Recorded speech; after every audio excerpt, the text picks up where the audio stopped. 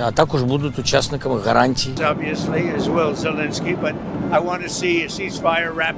যার জন্য এত কিছু করা সেই কিনা শোনালো কথা।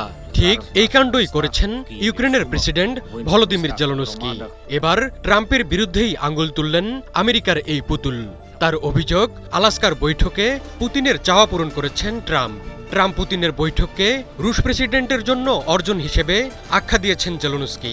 এমনকি ইউক্রেনের প্রেসিডেন্ট এমন মন্তব্য ছুড়ে দিয়েছেন যা আমেরিকার জন্য অপমানজনকও বটে। অথচ জেলেনস্কির এমন মন্তব্যের দিনও ইউক্রেনের মন্ত্রিসভা ভবনে হামলার জন্য রাশিয়ার উপর দ্বিতীয় দফার নিষেধাজ্ঞা আরোপের হুমকি দিয়েছেন ট্রাম্প।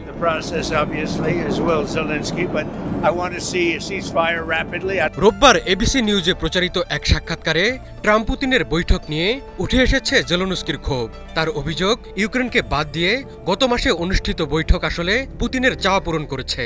জেলেনস্কি মনে করছেন, পুতিনের প্রবল ইচ্ছা ছিল ট্রাম্পের সঙ্গে দেখা করার। পুতিন যা চাইছিল প্রেসিডেন্ট ট্রাম্প তাকে সেটাই দিয়েছেন।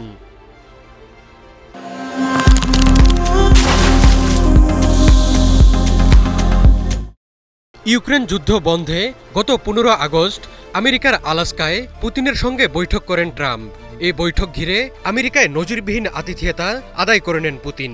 বৈঠকে ইউক্রেনকে বাদ দেওয়ায় হতাশ জেলেনস্কি। তার অভিযোগ, পুতিন তার সঙ্গে দেখা করতে চান না, কিন্তু আমেরিকার প্রেসিডেন্টের সঙ্গে দেখা করে সবার সামনে ছবি দেখাতে খুব আগ্রহী। ওই বৈঠকে ইউক্রেনের না থাকাকে দুঃখজনক হিসেবে আখ্যায়িত করেন জেলেনস্কি। যদিও পুতিনের সঙ্গে বৈঠকের দুদিন পরেই হোয়াইট হাউসে জেলেনস্কির সঙ্গে বৈঠক করেন ট্রাম্প। সেদিন ট্রাম্পের দরবারে ইউরোপীয় নেতারাও উপস্থিত হন। এরপর ইউক্রেন যুদ্ধ বন্ধে কিছুটা আশার আলো দেখা দিলেও তা অনেকটাই নিভে গেছে। পুতিন জেলেনস্কি সরাসরি বৈঠক এখন অনিশ্চিত। মার্কিন গণমাধ্যমগুলো বলছে, ইউক্রেন যুদ্ধ বন্ধে মোটা দাগে 3টি শর্ত দিয়েছেন পুতিন। শর্তগুলো হলো ক্রিমিয়ার স্বীকৃতি, ন্যাটোর সদস্য না হওয়া এবং রাশিয়াকে ভূমি ছেড়ে দেওয়া। কিন্তু জেলেনস্কি বারবার বলে আসছেন, রাশিয়াকে কোনো মতেই ভূমি ছাড়বে না ইউক্রেন। ট্রাম্পের কোনো পদক্ষেপ ইউক্রেনের পক্ষে গেলে আমেরিকার প্রশংসা করছেন জেলেনস্কি, আর বিপক্ষে গেলে তুলছেন অভিযোগের আঙুল। আগের ডেমোক্র্যাট প্রশাসন ইউক্রেনকে সব রকম সহায়তা দিলেও রিপাবলিকান ট্রাম্প এসে তা কমিয়ে দিয়েছেন। এমনকি ন্যাটোর দেশগুলোর মাধ্যমে ইউক্রেনে অস্ত্র বিক্রি করছেন ট্রাম্প।